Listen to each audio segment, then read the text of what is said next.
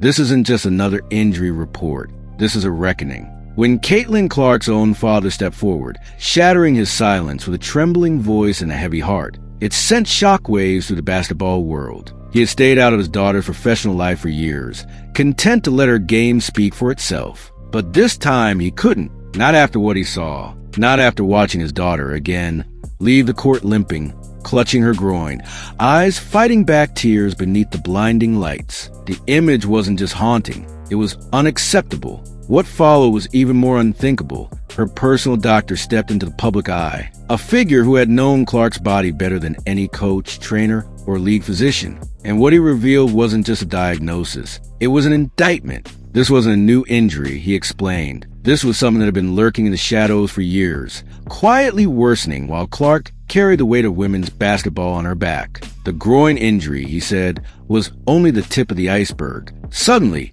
every game she played this season took on a new light. Every awkward landing, every slowed sprint, every forced smile during post-game interviews. It wasn't just fatigue. It wasn't just rookie adjustment. It was pain. Real, grinding, unrelenting pain. And she had been pushing through it with the same fire that made her a legend at Iowa and a savior for the Indiana Fever. But the cost? It was no longer just hers to bear. Now the world had to face it too. This wasn't a case of overhyping an injury or exaggerating a minor concern. This was a whistleblow from the one person who had nothing to gain and everything to risk by speaking out. And when he did, the implications were deafening. Because if this was true, if Clark had been silently carrying this burden while the league marketed her face, sold her name, and flooded arenas in her wake, then this wasn't just a medical revelation. It was a betrayal. And just like that, the basketball community found itself staring into a mirror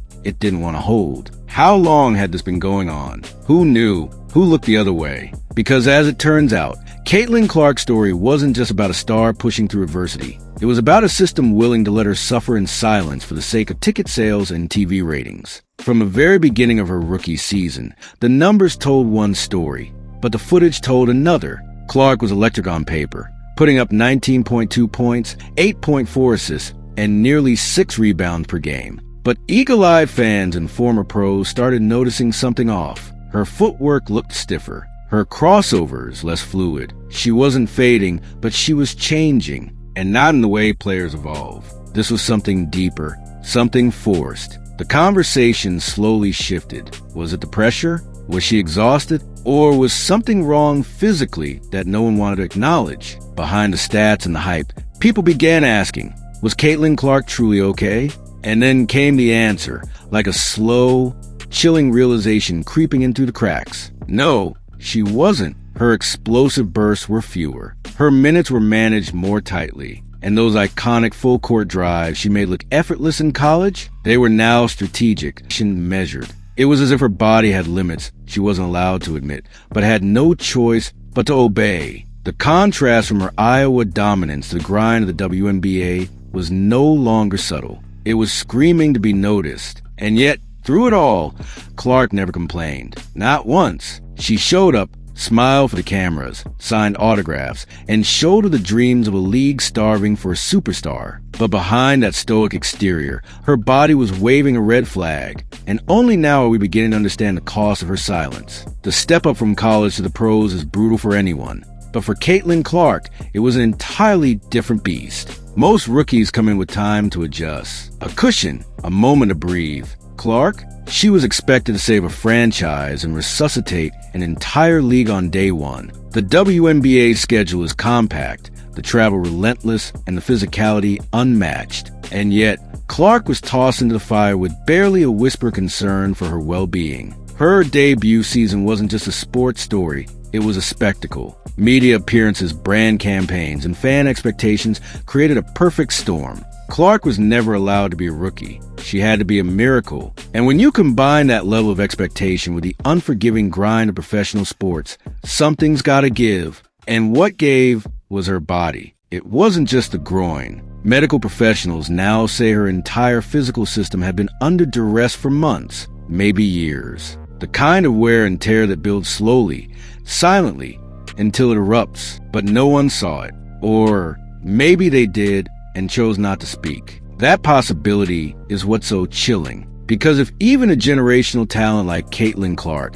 can be ground down by the machine of professional sports, what does that say about the system? What does that say about us, the fans, who demanded more highlights, more points, more everything, without stopping to ask if she was okay? But the most damning question of all, was someone keeping this hidden? The pressure to keep Clark playing was immense. She wasn't just a player, she was a product, a movement. Every game she sat meant fewer tickets sold, fewer jerseys moved, fewer viral clips to fuel the league's rising relevance. And in that ecosystem, transparency became the first casualty. Whispers began surfacing. Was the league soft-pedaling her injury for the sake of optics? Those closest to the situation began questioning whether commercial interests had trumped medical honesty. Were pain levels downplayed? Were warning signs ignored? The idea that Clark might have been encouraged, implicitly or otherwise, to push through has ignited a firestorm of ethical debate. Even sports medicine professionals have weighed in,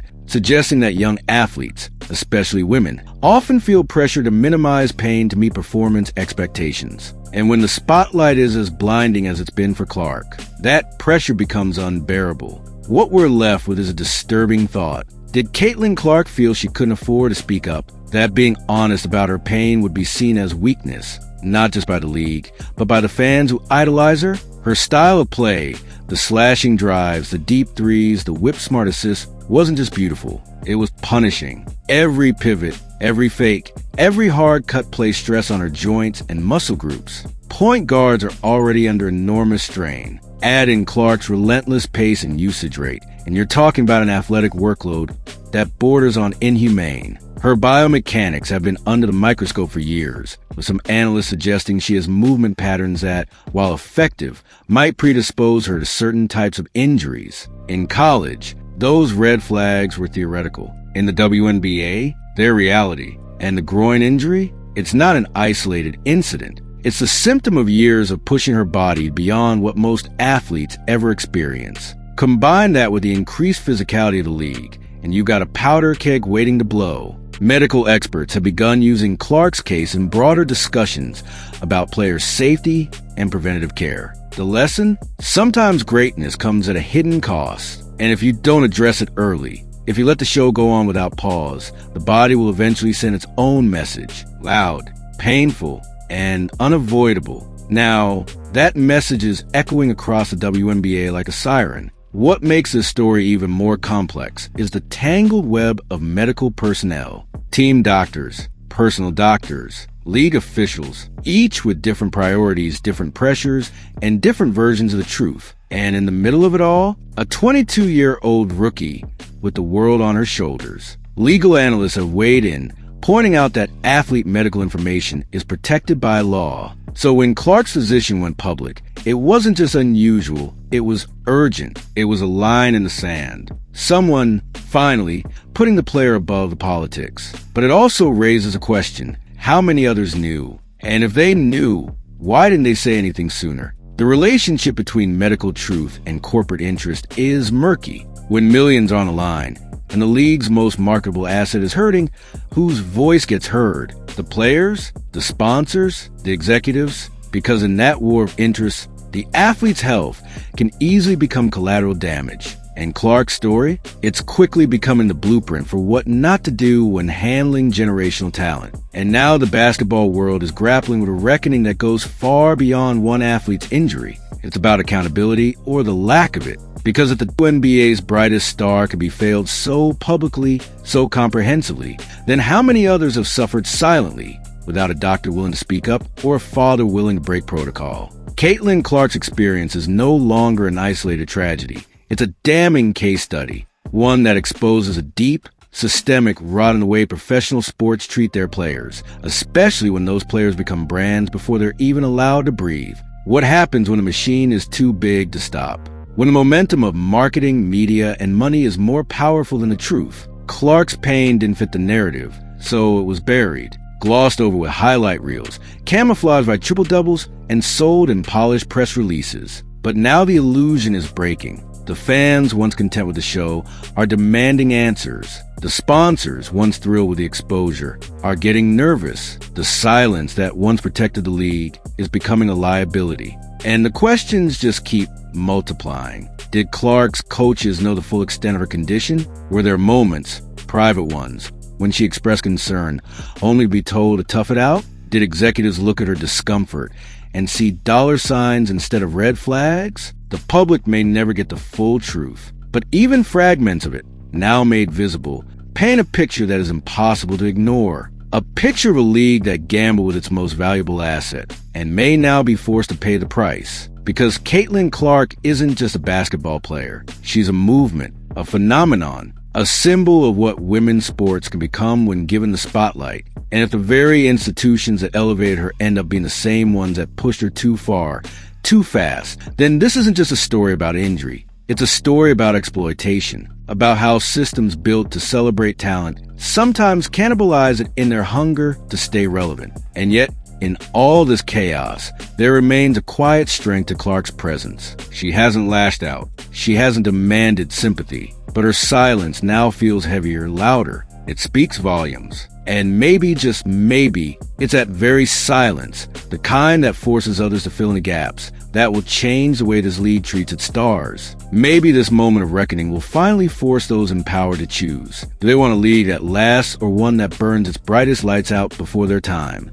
The commercial fallout is already underway. Behind closed doors, corporate sponsors are reviewing contracts, nervously wondering how this medical scandal might affect their bottom line. Media outlets, once fawning, are now poking holes in the league's official narrative. Injury management is no longer sidebar, it's a headline.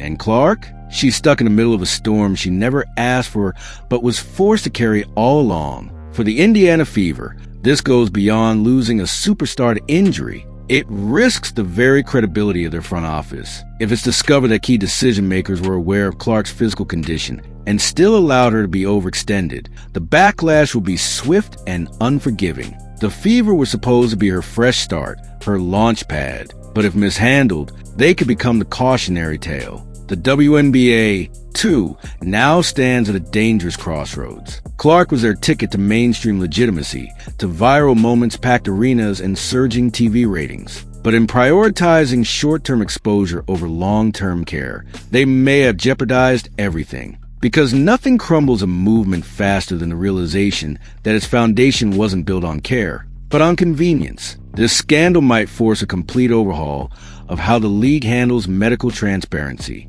Already, fans are demanding independent oversight, real-time injury updates, and better protections for rookies being asked to do too much, too soon. If the league wants to maintain its momentum, it can't just pivot. It must reckon with its own reflection and rebuild trust with the very people it risks losing. But even as these institutions scramble, the human toll remains at the heart of the story. Caitlin Clark, a young woman barely in her 20s, is now the face of a cultural moment and a crisis all at once. Her body was the battleground. Her silence was a shield. And now, her pain is a wake-up call no one can ignore. Clark's trajectory, meteoric and merciless, was unprecedented. But what makes her situation all the more tragic is how preventable it might have been. With better monitoring, more cautious ramp-ups, and a genuine prioritization of health over hype, this moment might never have come. She could have had a different kind of season, not one built on endurance and suppression, but on growth and sustainability.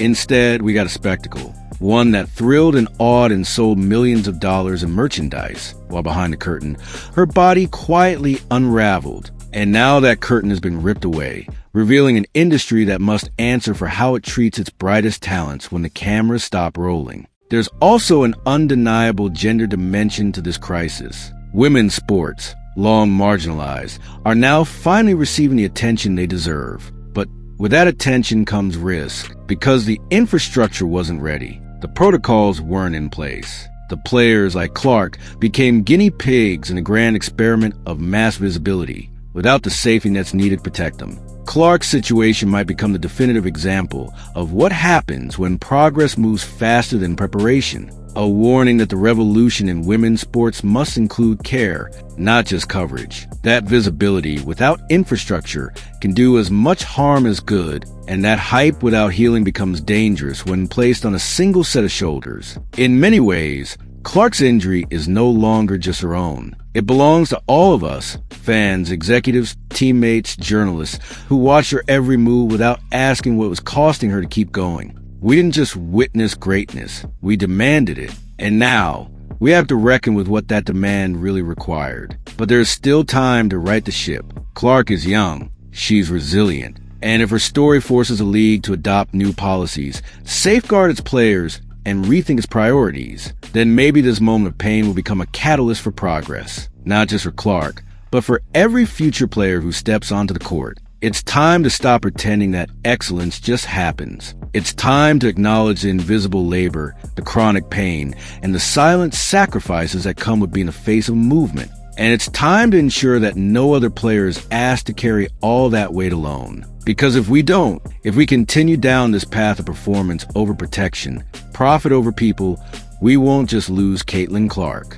We'll lose the very soul of the game we claim to love. And that, more than any injury, would be the real tragedy. This isn't just a personal crisis. It's a league-wide warning. The WNBA built its 2024 marketing campaign around one name, one face, one body. And that body is now at risk, not just in the short term, but potentially for years to come. If the decisions made this season shorten Clark's career, the blowback won't stop at the fever. Already, sponsors are getting nervous, commentators are turning cautious, and fans, once blindly loyal, are asking hard questions. Because if the league failed to protect its brightest star, what does that mean for everyone else? The next chapter is unwritten, but it must be different. Medical transparency, standardized protocols, independent oversight. These aren't luxuries, they're necessities, especially in a league trying to grow, trying to be taken seriously on the world stage. Caitlin Clark's story can still have a triumphant ending,